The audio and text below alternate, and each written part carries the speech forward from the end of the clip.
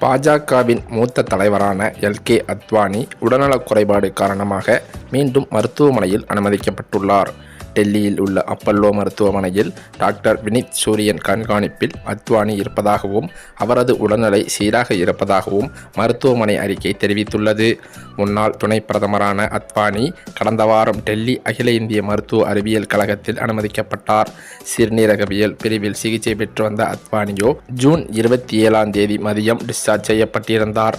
அயோத்தி ராம் மந்திர் இயக்கத்தை வழிநடத்திய தீவிர அரசியல்வாதியான இவருக்கு கடந்த மார்ச் மாதம் இந்தியாவின் உயரிய குடிமகன் விருதான பாரத் ரத்னா விருது வழங்கப்பட்டதும் குறிப்பிடத்தக்கது. மேலும் குடியரசுத் தலைவர் திரௌபதி முர்மு அத்வானியின் இல்லத்திற்கே சென்று விருது வழங்கி கௌரவித்திருந்தார். விழாவில் துணை குடியரசுத் தலைவர் ஜெகதீப் தன்கர், பிரதமர் நரேந்திர மோடி, பாதுகாப்பு அமைச்சர் ராஜ்நாத் சிங் மற்றும் உள்துறை அமைச்சர் அமித்ஷா மற்றும் அத்வானியின் குடும்பத்தினர் ஆகியோர் கலந்து கொண்டனர். இந்த ஆண்டு ஜனவரி மாதம் நடைபெற்ற ராம் மந்திர் திறப்பு விழாவை குளிர்காலநிலை மற்றும் வயது முதிர்வு காரணமாக பாஜகவின் மூத்த தலைவர் புறக்கணித்திருந்தார் என்பதும் குறிப்பிடத்தக்கது. அந்த வகையில் பார்த்தால் பாஜகவானது துவங்கியதில் இருந்தே அதிக காலம் தலைவராக பதவி வகித்தவர் அத்வானிதான்.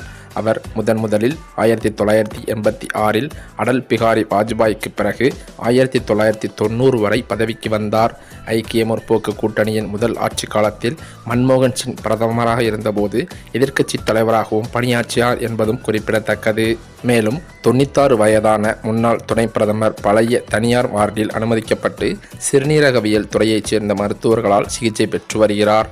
ஆனால் அவருக்கு என்ன பாதிப்பு ஏற்பட்டுள்ளது என்பது குறித்து இன்னும் அதிகாரப்பூர்வமாக தகவல்கள் வெளியாகவில்லை.